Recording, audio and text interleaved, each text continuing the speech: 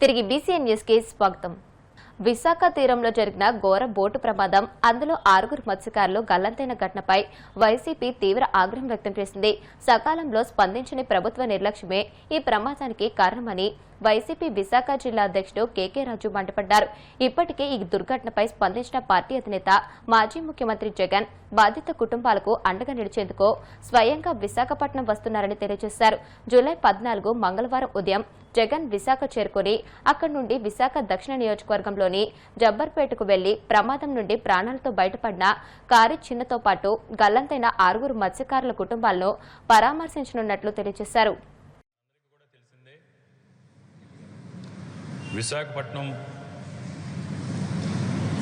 తీర ప్రాంతానికి అతి సమీపంలో గత వారం రోజుల క్రితం విశాఖపట్నం ఫిషింగ్ హార్బర్ నుంచి వేటకు వెళ్ళిన మత్స్యకారుల సోదరులకు సంబంధించిన ఒక బోటు దురదృష్టవశాత్తు ప్రమాదానికి గురవటం, ఆ విషాదకరమైన ఆ సంఘటనలో 7 మత్స్యకారులున్న ఆ బోట్లో కారి చిన్న అనే మత్స్యకారు సోదరుడు బయటపడటం, మిగతా 6 సంబంధించి ఆచూకీ కూడా ఇప్పటివరకు కూడా తెలియకపోవటం, ప్రభుత్వ యంత్రాంగం త్రిసభ్య కమిటీ ఈ 6 ఆచూకీని కూడా ఇంకా మేము కనుక్కునే పరిస్థితులు లేవు అని ప్రకటించి రెస్క్యూ ఆపరేషన్ కూడా నిలుపుదల చేయటం చాలా దురదృష్టకరం. కేవలం విశాఖపట్నం తీరానికి 8 నాటికల్ మైల్స్ దూరంలో జరిగిన ఈ దుర్ఘటనకు సంబంధించి పూర్తిగా వారిని రెస్క్యూ చేసి మత్స్యకారుల్ని రక్షించడంలో కానీ,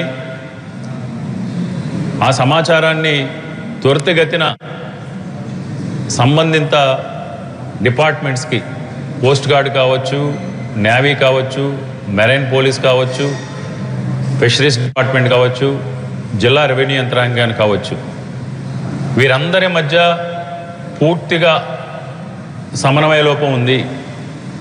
సమన్వయ లోపంతో పాటు ఈ ప్రభుత్వ పెద్దలు బాధ్యతారాహిత్యంగా, నిర్లక్ష్యంగా వ్యవహరించడం వల్ల ఈరోజు ఆ కుటుంబాలు శోక సముద్రంలో మునుగున్నాయి. అత్యంత క్లిష్ట పరిస్థితుల్లో ఉన్న సమయంలో, ప్రాణాపాయ స్థితిలో ఉన్న సమయాల్లో, ఎలాంటి ప్రమాదాలు జరిగినప్పుడు, క్లిష్ట పరిస్థితులు ఉన్నప్పుడు, ప్రాణాపాయ పరిస్థితులు ఉన్నప్పుడు ప్రతి నిమిషం కూడా చాలా విలువైంది.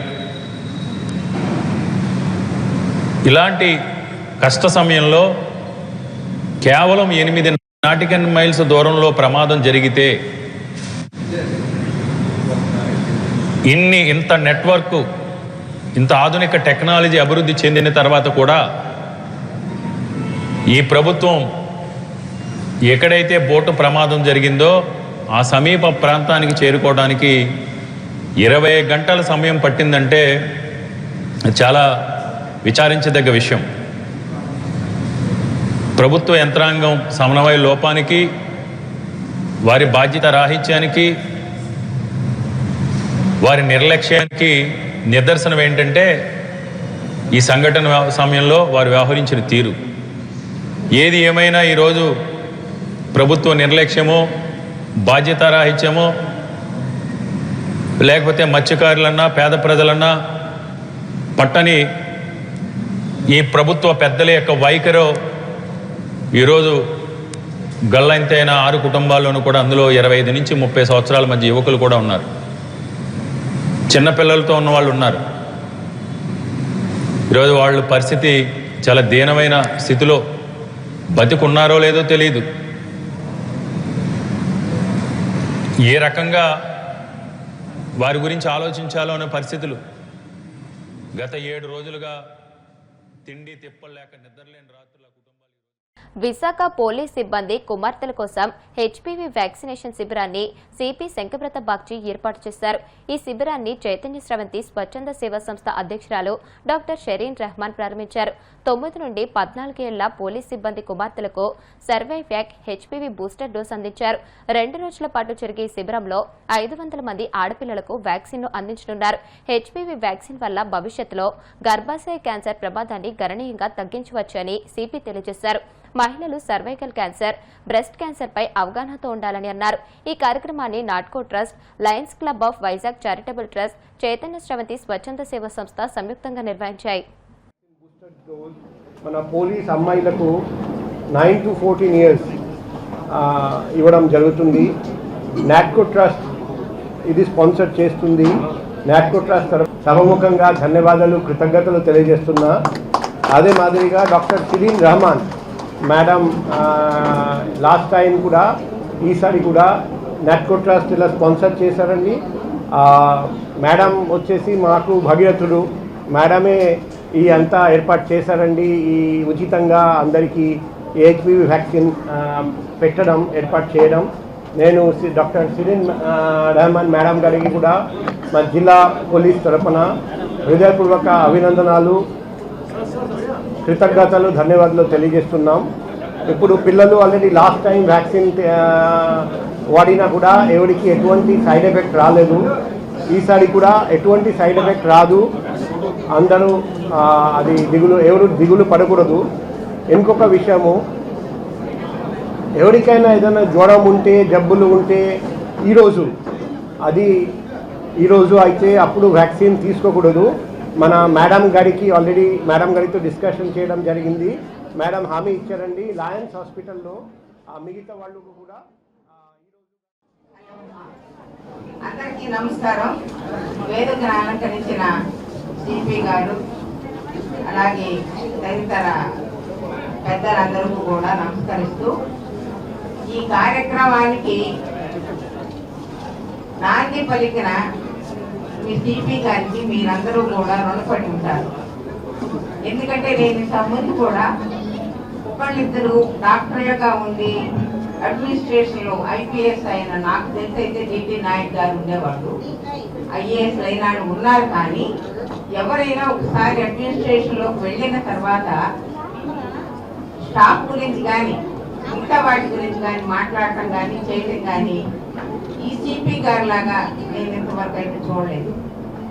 వారి తపన చూసి వారు పంపించిన విధానం, లయన్స్ క్యాన్సర్ హాస్పిటల్కి వ్యాక్సిన్కి వేయించుకోండి మీరు కూడా వెళ్ళి అని పంపించిన విధానాన్ని చూసి నేనే వచ్చి కలుస్తానని మేము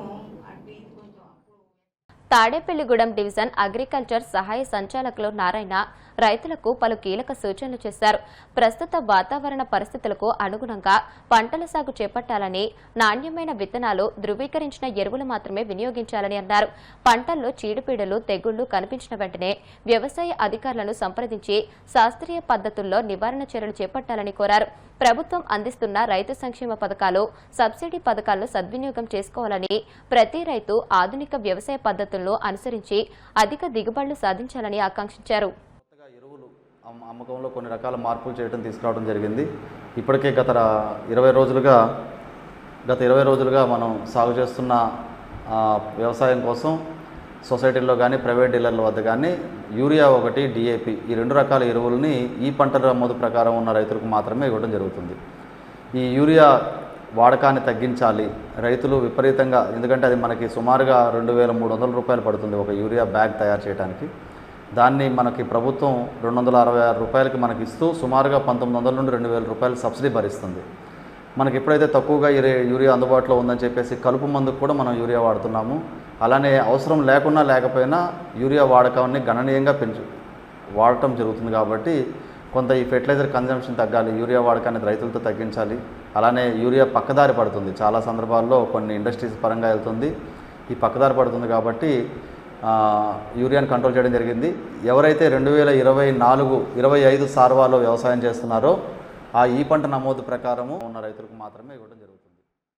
కడప నగరంలోని జెడ్పీడీపీఆర్సీ సమావేశ మందిరంలో ప్రభుత్వ ఉద్యోగుల సంఘం జిల్లా కార్యవర్గ సభ్యుల ఎన్నికలు ఏకగ్రీవంగా ముగిశాయి.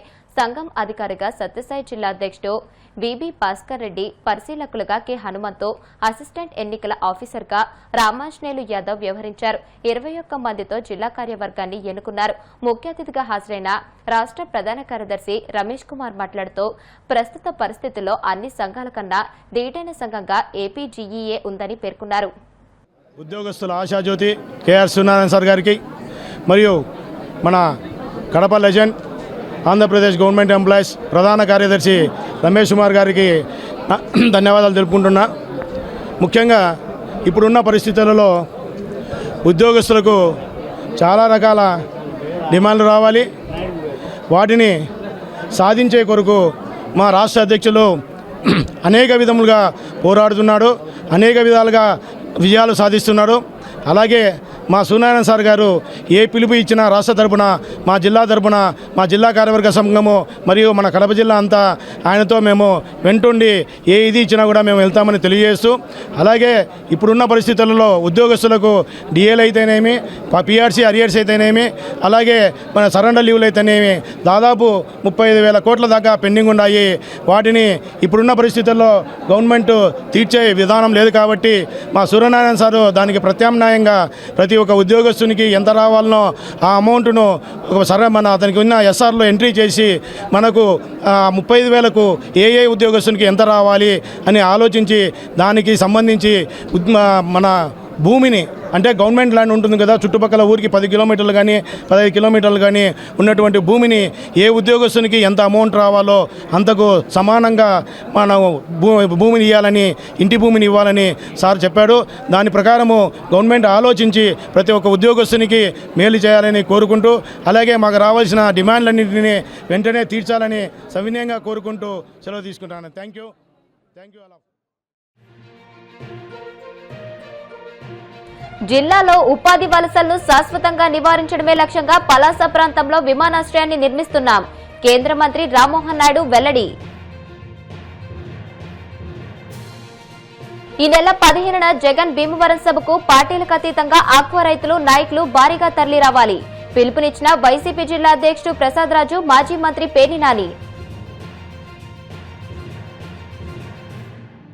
మత్స్యకారుల ప్రాణాలతో కూటమి ప్రభుత్వం చెలగాటమాడుతుంది. ప్రభుత్వ నిర్లక్ష్యంపై మండిపడ్డ వైసీపీ విశాఖ జిల్లా అధ్యక్షుడు కేకే రాజు. విశాఖలో పోలీస్ సిబ్బంది కుమార్తెల కోసం హెచ్పీవీ వ్యాక్సినేషన్ శిబిరం. మహిళలు సర్వైకల్ క్యాన్సర్, బ్రెస్ట్ క్యాన్సర్ పై అవగాహనతో ఉండాలన్న సిపి శంకరప్రత బాక్షి. ఈ వార్తలు ఇంతటితో సమాప్తం. మరిన్ని వార్తల కోసం DCN digital YouTube channel, Facebook page ని ఫాలో అవ్వండి. అప్డేటెడ్ వార్తల కోసం ప్లీజ్ సబ్స్క్రైబ్.